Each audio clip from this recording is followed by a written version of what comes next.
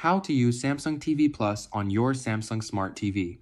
Step 1. Turn on your TV and check internet connection. Power on your Samsung Smart TV and make sure it's connected to the internet via Wi-Fi or an Ethernet cable.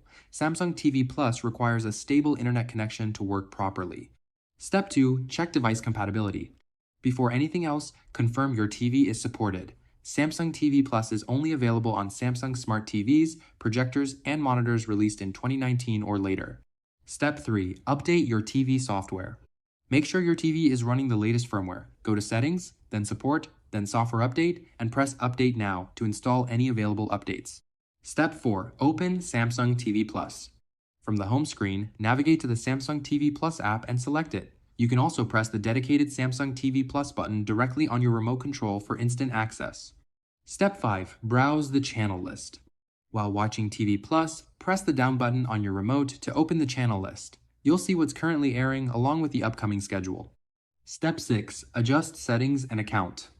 Navigate to the left side menu and select Settings and Account. From here you can manage parental controls, captions, and view information about your TV Plus service. Step 7. If the app is missing from your home screen.